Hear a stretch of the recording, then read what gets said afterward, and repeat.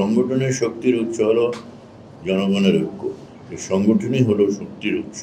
বিরক্ত হয়ে যান জানি খালি ঐক্যের কথা বলেন। জেলায় জেলায় সংগঠনকে শক্তিশালী হতে হবে, জনগণের সেবার মধ্যে দিয়ে জনগণকে সম্পৃক্ত করে, ঐক্যবদ্ধ করে। কেন ঐক্যবদ্ধ জনগণই দেশকে যা দেওয়ার সম্ভব সেটা দিতে পারে। এই জাতীয় ঐক্য আমরা সবসময় গুরুত্ব দিয়েছি যে দলাদলি না, গোষ্ঠীবদ্ধ না হয়ে আমরা ঐক্যবদ্ধ হয়ে মানুষের জন্য যে দেশের কাজ করে যায়।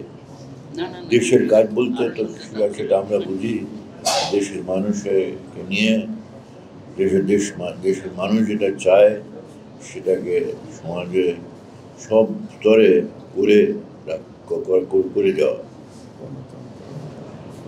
গণতন্ত্রকে প্রাতিষ্ঠানিক রূপ দেওয়া, আইনের শাসনকে প্রাতিষ্ঠানিক রূপ দেওয়া, এইটা যেন আমরা সব জায়গায় এটাকে নিশ্চিত করতে পারি।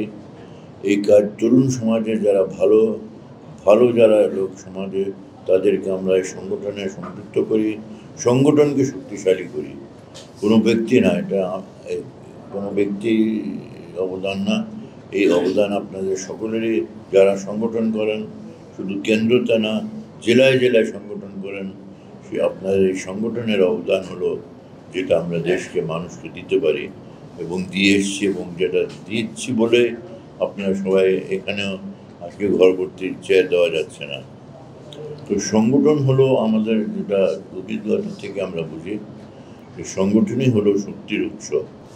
জনগণের কাজ করতে হলে, দেশের কাজ করতে হলে, দেশের সার্বিক উন্নতি অর্জন করতে হলে সংগঠনই এটা করতে পারে।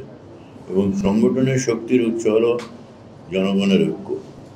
এই ঐক্য না হলে, দলাদলি যদি হয়, আমরা ভাগাভাগি আমাদের মধ্যে থাকি, তখন সংগঠন শক্তিশালী হয় না, আর সে কাজও সমাজে আমরা করতে পারি না।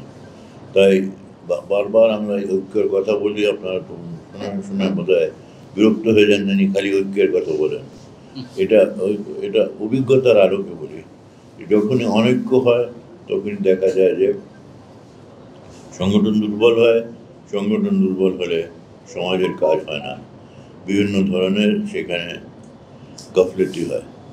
অর্থাৎ এই জিনিসটা মনে রেখে আপনারা সবাই মাঠে যে জেলায় জেলায়, শুধু কেন্দ্রতে না, জেলায় জেলায় সংগঠনকে শক্তিশালী হতে হবে। যদি সংগঠন শক্তিশালী হয় কেন্দ্রতে, আর জেলায় জেলায় সে সেরকম দুর্বল থাকে, তখন কিন্তু আসলে সংগঠনে দুর্বল হয়ে যায়।